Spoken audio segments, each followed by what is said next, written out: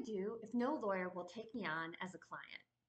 This is a fairly unusual situation, particularly in the context of corporate transactional work, which is what these videos primarily focus on, but I have seen it happen. The first step is to reflect on why you might be struggling to find a lawyer who will assist you. For business law matters, there are three main reasons. Reason one, on the merits. For potential litigation, refusing to take your case on the merits means that the lawyers believe that no legal or factual basis exists from which they could bring a viable claim that would withstand summary judgment in court, much less prevail in a future trial. For business and transactional matters, refusing your case on the merits might mean that you're proposing to do something that's unequivocally illegal, or you're insisting on a path that is nonsensical or counterproductive to your stated goals, or you're so ill prepared for your discussion with your attorney that they assume that you don't actually have a legitimate business or a real legal issue and that you're probably running some kind of a scam. The second reason is financial constraints.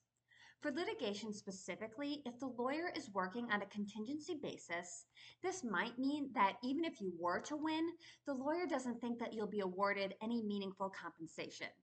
Or the defendant is insolvent and you wouldn't be able to collect on the judgment no matter how favorable. And all types of lawyers will be concerned if you yourself are insolvent, or if you refuse to pay the lawyer's required retainer deposit, or your expectations as to hourly fees or total anticipated budget are completely unreasonable. Reason number three has to do with risk, complexity, or scope. Of these three reasons, this one should be the most surmountable. Highly complex matters might require more staff than a law firm can spare. So if your case would require a junior associate and a senior associate and two paralegals, all spending a quarter of their day dedicated to your case, a tiny law firm might not be able to support that. And that's okay, you just need to find a bigger law firm. Or if you're asking someone who does family law to assist you with, say, a patent application, thank goodness that they have the good sense to decline. You just need to speak to a lawyer who regularly does the type of work that you require. It's always okay to ask for an explanation of why the lawyer is declining your case, although you might not always receive a helpful response. When the reason is based on complexity or scope of work, ideally the lawyer should be volunteering this information on their own and even offering referrals to alternative attorneys if that's possible.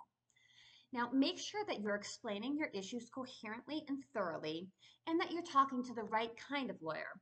And then broaden the geographical search area if you need to.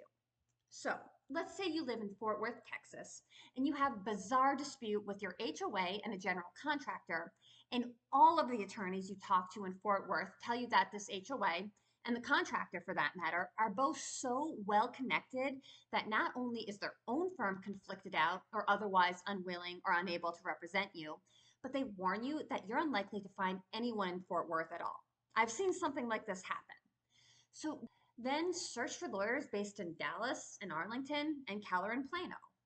And then expand across the entire state if you have to, or even find somebody who is licensed in Texas but now lives out of state. With Zoom, DocuSign, and other remote working tools, as long as litigation isn't imminent, you might not ever even need to meet your lawyer in person, much less have their office be in the exact same location as you or the locus of the dispute. You may need to cough up a retainer to show some good faith ability to pay, but if you are persistent, you'll find the counsel you need. Or at least you'll get an answer to the question of why no one will take you on as a client until you shift your expectations or your strategic approach. Business owners, have you ever struggled to find a decent attorney who was willing to take you on as a client? Tell us what happened.